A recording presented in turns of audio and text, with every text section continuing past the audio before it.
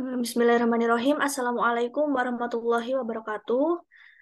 Yang terhormat kepada Ibu Endah Kurnia Yuningsih selaku dosen pengampu mata kuliah listrik magnet dan juga teman-teman sekalian kelas 5B Pendidikan Fisika.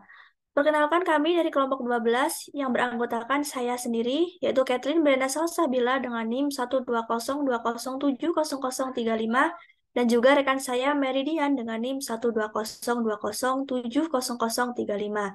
Nah, kami di sini akan membahas materi mengenai kemagnetan dalam bahan. Adapun poin pembahasan yang pertama yaitu mengenai magnetisasi, yang kedua rapat arus magnetisasi, ketiga medan air yaitu bahan linier dan tak linier. Nah, langsung saja untuk mempersingkat waktu kepada eh, pemateri pertama yaitu Teh Meridian, kepadanya dipersilakan. Baik, terima kasih kepada moderator. Di sini saya akan menjelaskan materi mengenai magnetisasi. Magnetisasi adalah sebuah proses ketika sebuah materi yang ditempati dalam bidang magnetik akan menjadi magnet. Proses magnetisasi ditentukan oleh jenis bahan yang disesuaikan dengan kekuatan medan magnet. Proses magnetisasi sebagian besar sangat kecil. Bahan yang menghasilkan magnetisasi kuat berada di medan magnet yang lemah yaitu ferromagnetik. Magnetisasi dengan persamaan M sama dengan M per V, di mana M besar yaitu magnetisasi, M kecil merupakan vektor momen magnetik, dan V merupakan volume. Selanjutnya yaitu elektron pada proses magnetisasi memiliki suatu momen dipol magnetik intrinsik yang berhubungan dengan putarannya. Momen magnetik di total suatu atom dipengaruhi susunan elektron dalam atom. Penyebarisan dipol penyearah magnetik sejajar dengan medan luar, maka medan magnet meningkat. Bahan yang terpolarisasi secara magnetik, maka dipol magnetik menghasilkan medan magnet yang searah dengan vektor momen dipol magnetik. Selanjutnya yaitu bahan dipol magnet pada perilaku molekul di dalam magnetik luar, di mana yaitu bahan pertama yaitu bahan ferromagnetik. Nah, bahan ferromagnetik adalah bahan yang mempunyai resultan medan atomis besar disebabkan oleh momen magnetik spin elektron. Medan magnetik dari masing-masing atom dalam bahan ferromagnetik sangat kuat, sehingga interaksi di antara atom-atom tetangganya menyebabkan sebagian besar atom akan mensejajarkan diri membentuk kelompok. Nah, arahnya itu domain-domain dalam bahan ferromagnetik sebelum dan sesudah diberi medan magnet di luar. Bahan selanjutnya yaitu bahan paramagnetik, di mana bahan paramagnetik adalah bahan dengan resultan medan magnet atomis, masing-masing atom atau molekul tidak nol, tetapi resultan medan magnet atomis total seluruh atom dalam bahan nol. Nah, sifat paramagnetik ditimbulkan dari momen magnetic spin yang diciptakan oleh medan magnet luar, menghasilkan medan magnet yang melawan medan penyebab dan berpengaruh kecil. Nah, di sini terdapat gambar grafik di mana bahan paramagnetik pemagnetan mempunyai arah yang sama dengan medan magnet yang dikerahkan untuk menghasilkan penyearah dipol magnetik. Maka M sama dengan lambda M dikali B per mu 0. Selanjutnya, bahan selanjutnya yaitu bahan diamagnetik. Bahan diamagnetik adalah bahan yang resultan medan magnet atomis masing-masing atom atau model molekul nol, tetapi orbit dan spin-nya tidak nol. Bahan diamagnetik tidak mempunyai momen dipol magnetik permanen. Jika bahan diamagnetik diberi medan magnet luar, maka elektron dalam atom akan berubah gerakannya sehingga menghasilkan resultan medan magnet atomis yang arahnya berlawanan. Sifat bahan diamagnetik diakibatkan oleh gerak orbital elektron sehingga semua bahan bersifat diamagnetik karena atomnya mempunyai elektron orbital. Bahan diamagnetik memiliki negatif kerentanan lemah untuk medan magnet. Dalam bahan diamagnetik ini, semua elektron dipasangkan sehingga tidak ada magnet permanen saat bersih per atom. Nah, sifat diamagnetik timbul penataan kembali dari orbit elektron di bawah pengaruh medan magnet luar. Nah, di sini ada grafik bahan diamagnetik. Selanjutnya yaitu materi mengenai rapat arus magnetisasi. Hubungan antara magnetisasi dan rapat arus magnetisasi, misalnya dalam suatu sistem terdapat bahan paramagnetik, maka dapat ditentukan potensial vektor di suatu titik yang berada sejauh r di luar bahan tersebut. Di sini terdapat gambar hubungan rapat arus magnetisasi, di mana momen dipol dari volume dV sebagaimana persamaan dm per m dV memberikan sumber terhadap potensial vektor, yaitu dA sama dengan mu 0 per 4V dm kali r vektor per r kuadrat. dA sama dengan mu 0 per 4V m dikali r dV per r kuadrat. Mungkin sekian yang dapat saya sampaikan. Saya serahkan kembali kepada moderator. Baik, terima kasih kepada Teh Meridian yang telah memaparkan materinya. Selanjutnya, saya di sini akan membahas mengenai medan H. Persamaan hukum Ampere dalam bentuk diferensial adalah delta dikali dengan B sama dengan mu 0 J. Dengan rapat arus total. Sementara efek dari magnetisasi akan menghasilkan rapat arus magnetisasi sebagaimana dalam persamaan 2, yaitu Jm sama dengan delta dikali dengan M. Nah, semisal suatu bahan magnetik dililit oleh kawat berarus, maka dalam sistem akan muncul dua rapat arus, yaitu rapat arus konduksi disimbolkan dengan Jf dan rapat arus magnetisasi disimbolkan dengan Jm. Rapat konduksi sendiri adalah rapat arus dalam kawat menghantar, sementara rapat arus magnetisasi adalah rapat arus yang terjadi dalam bahan magnetik yang diakibatkan oleh efek magnetisasi. Rapat arus total dalam muatan tersebut sebesar J sama dengan JF ditambah dengan JM.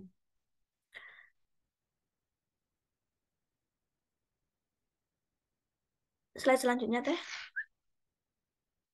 Nah, apabila persamaan ketiga tadi disubstitusikan ke persamaan pertama diperoleh persamaan delta dikali dengan B sama dengan mu 0 dalam kurung JF ditambah dengan JM. Nah, lalu pada persamaan kedua tadi disubstitusikan ke persamaan 4 diperoleh persamaan delta sama dengan dikali B dibagi dengan mu 0 dikurang dengan M sama dengan JF. Nah, pada persamaan 5 ini hanya menampilkan rapat arus bebas dan dapat digunakan medan vektor H yang didefinisikan sebagaimana persamaan H sama dengan B dibagi dengan mu 0 dikurangi dengan M. Nah, persamaan ini juga dapat dituliskan dengan persamaan delta dikali dengan H sama dengan JF. Nah, vektor H ini disebut dengan medan magnet atau medan H. Pada dasarnya, selanjutnya Teh. Pada dasarnya, karakteristik dari H adalah tergantung pada rapat arus. Nah, dimensi dari H ini sama dengan M dan H yang diukur dalam ampere per meter. Nah, persamaan ketujuh ini dapat dituliskan dalam bentuk integral sebagaimana persamaan ke-8. Ini disebut dengan hukum ampere untuk H, dengan IJ adalah rapat arus bebas yang melalui permukaan S dengan lintasan sembarang dari integrasi C. H berperan dalam magnetostatik sebagaimana dengan D dalam elektrostatik. D sendiri dapat dituliskan sebagaimana hukum Gauss yang hanya memperhatikan muatan bebas. Demikian juga H yang dapat dinyatakan sebagai hukum Ampere yang hanya memperhatikan arus bebas atau IF yang terlingkup dalam permukaan S dengan satuan H adalah ampere per meter. Selanjutnya deh. Nah, pembahasan yang terakhir yaitu mengenai bahan linier dan tak linier.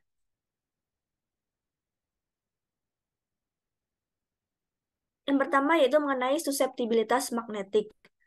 Suseptibilitas magnetik adalah karakteristik elektromagnetik dari suatu bahan yang menunjukkan seberapa kuat magnetnya.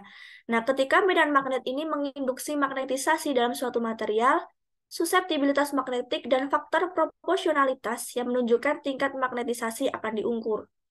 Nah, besarnya suseptibilitas magnetik adalah Xm sama dengan M dibagi dengan H. Dengan Xm sendiri adalah suseptibilitas magnetik, M adalah magnetisasi, dan H adalah intensitas medan magnet.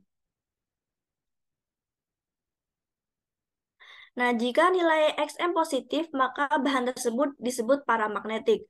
Dan medan H diperkuat dengan adanya bahan tersebut. Apabila nilai Xm negatif, maka material bersifat diamagnetik. Dan medan magnet akan melemah dengan adanya material tersebut. Suseptibilitas magnetik pada bahan paramagnetik dan diamagnetik umumnya sangat kecil. Adapun rasio dari suseptibilitas magnetik tidak memiliki satuan karena merupakan rasio dari dua besaran yang dinyatakan dalam satuan yang sama. Suseptibilitas magnetik ini dipengaruhi oleh karakteristik material dan juga temperatur. Selanjutnya yaitu mengenai permeabilitas magnetik. Permeabilitas magnetik adalah korelasi induksi magnetik dengan intensitas magnetik suatu material. Permeabilitas magnetik adalah besaran skalar dan simbolnya adalah mu. Permeabilitas magnetik membantu dalam mengukur resistansi material terhadap medan magnet, atau dengan kata lain, ini merupakan pengukuran sejauh mana medan magnet yang diterapkan berpotensi menembus suatu material. Nah, daya hantar magnet akan semakin tinggi apabila suatu bahan memiliki permeabilitas magnetik yang lebih besar. Adapun besar permeabilitas magnetik dirumuskan dengan mu sama dengan B dibagi dengan H. B adalah intensitas magnetik. Selanjutnya yaitu mengenai klasifikasi bahan magnetik. Yang pertama yaitu bahan paramagnetik. Merupakan sifat benda yang dapat ditarik dengan lemah oleh magnet. Bahan paramagnetik ini muncul pada bahan dengan atom-atom yang memiliki momen yang berinteraksi satu sama lain dengan sangat lemah.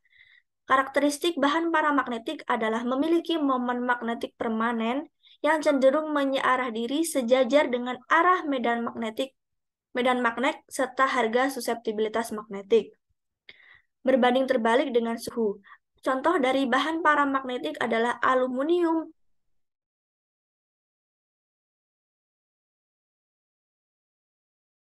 magnetik, merupakan bahan yang tidak dapat ditarik sama sekali oleh magnet. Contoh benda diamagnetik adalah emas, seng, dan merkuri. Dengan kerentanan magnetiknya sebesar yaitu kurang dari 0, yang artinya selalu bernilai negatif untuk bahan diamagnetik. Bahan-bahan ini ditolak yang lebih kuat ke medan yang lebih lemah. Bahan-bahan ini tidak tergantung pada suhu, karena bahan-bahan ini bermagnet dalam arah yang berlawanan. Mereka memiliki intensitas magnetisasi yang kecil. Bahan diamagnetik ini memiliki permeabilitas yang relatif konstan. Selanjutnya yaitu bahan ferromagnetik. Ferromagnetik merupakan sifat benda yang dapat ditarik dengan kuat oleh magnet. Pada bahan ini, sejumlah kecil medan magnetik luar dapat menyebabkan derajat penyearah yang tinggi.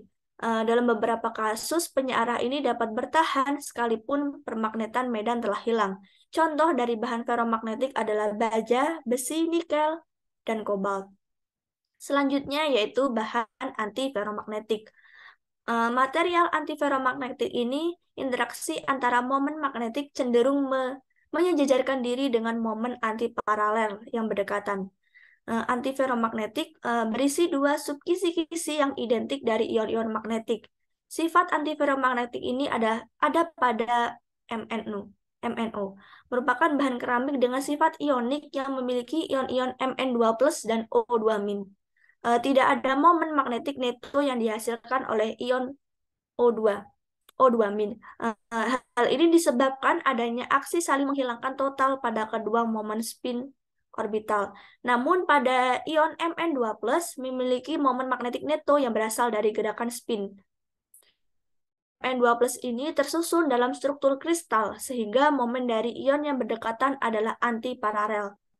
Nah, karena momen-momen magnetik yang berlawanan ini saling menghilangkan, maka bahan MnO secara keseluruhan tidak memiliki momen magnetik. Nah, contoh dari bahan antiferromagnetik adalah MnO2 dan MnF2. Yang terakhir yaitu bahan ferrimagnetik. Memiliki nilai suseptibilitas magnetik yang sangat besar dan bergantung pada suhu. Domain-domain magnetik ini terbagi dalam keadaan daerah yang arah saling berlawanan, tetapi momen magnetik totalnya tidak nol apabila medan luar nol. Nah, bahan ferimagnetik ini memiliki resisivitas yang jauh lebih tinggi dibanding bahan ferromagnetik. Adapun contoh dari bahan ferimagnetik adalah ferit. Selanjutnya, eh, berikut ini merupakan tabel klasifikasi bahan magnetik.